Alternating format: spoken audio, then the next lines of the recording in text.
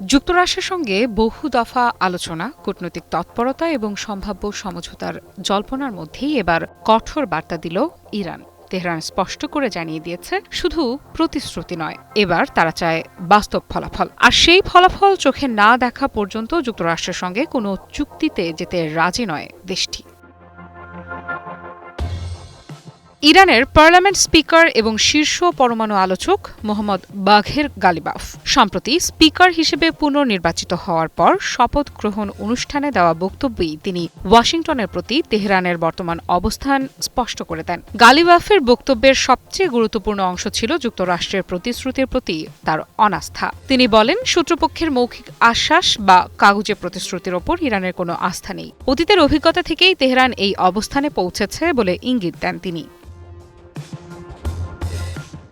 তার ভাষায়, কোনো নতুন সমঝোতায় যাওয়ার আগে ইরানকে অবশ্যই দৃশ্যমান ও বাস্তবসম্মত ফলাফল দেখতে হবে। অর্থাৎ শুধু আলোচনার টেবিলে দেয়া প্রতিশ্রুতি নয়, বাস্তবে নিষেধাজ্ঞা শিথিল হচ্ছে কিনা, অর্থনৈতিক সুবিধা মিলছে কিনা এবং ইরানের জনগণ তার সুফল পাচ্ছে কিনা, সেটাই হবে সবচেয়ে বড় বিষয়।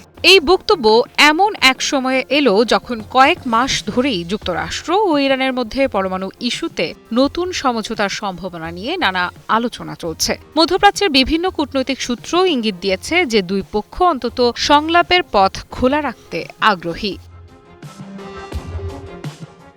কিন্তু গালিবাফের বক্তব্য থেকে স্পষ্ট, অতীতের মতো এবার আর যুক্তরাষ্ট্রকে সহজে বিশ্বাস করতে চাইছে না ইরান। কারণ ইরানের রাজনৈতিক নেতৃত্বের একটি বড় অংশ মনে করে, আগের চুক্তিগুলোতে তারা নিজেদের প্রতিশ্রুতি পালন করলেও প্রত্যাশিত অর্থনৈতিক সুবিধা পুরোপুরি পায়নি।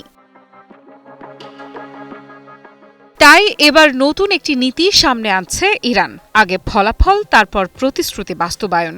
অর্থাৎ কেবল কূটনৈতিক আশ্বাসের ভিত্তিতে কোনো পদক্ষেপ নিতে তারা আগ্রহী নয়। গালিবাফ আরও বলেন, যে কোনো দ্বিপাক্ষিক বা বহুপাক্ষিক চুক্তির ক্ষেত্রে সবচেয়ে গুরুত্বপূর্ণ বিষয় হবে ইরানের জনগণের অধিকার রক্ষা। তেহরানের দৃষ্টিতে কোনো সমঝোতা তখনই গ্রহণযোগ্য হবে যখন তা সরাসরি দেশের জনগণের স্বার্থ নিশ্চিত করবে। এই বক্তব্য শুধু যুক্তরাষ্ট্রের জন্য নয়, আন্তর্জাতিক মধ্যস্থতাকারীদের জন্যও একটি গুরুত্বপূর্ণ বার্তা। কারণ এটি দেখিয়ে দিচ্ছে যে ভবিষ্যৎ আলোচনায় ইরান আগের তুলনায় অনেক বেশি সতর্ক অবস্থান নিতে যাচ্ছে। বিশ্লেষকদের মতে, গালিবাফের এই বক্তব্য তেহরানের অভ্যন্তরীণ রাজনৈতিক অবস্থানও প্রতিফলিত করে। দেশটির ক্ষমতা কাঠামোর গুরুত্বপূর্ণ অংশ এখন এমন একটি চুক্তি চায় যেখানে ইরানকে শুধু প্রতিশ্রুতির বিনিময়ে ছাড় দিতে হবে না, বরং আগে বাস্তব সুবিধা নিশ্চিত করতে হবে। JBS holdings limited. ফলে এখন বড় প্রশ্ন হলো, যুক্তরাষ্ট্র কি ইরানের এই নতুন শর্ত মেনে এগোতে প্রস্তুত, নাকি দুই পক্ষের মধ্যে আস্থার সংকট আবারও আলোচনাকে জটিল করে তুলবে? একদিকে কূটনীতির দরজা এখনো পুরোপুরি বন্ধ হয়নি, অন্যদিকে তেহরানের বার্তাও অত্যন্ত পরিষ্কার। অতীতের অভিজ্ঞতা থেকে শিক্ষা নিয়েছে ইরান। তাই এবার শুধু কথায় নয়, কাজেই প্রমাণ দেখতে চায় তারা। আফরিদা ইফরাত, নিউজ 24।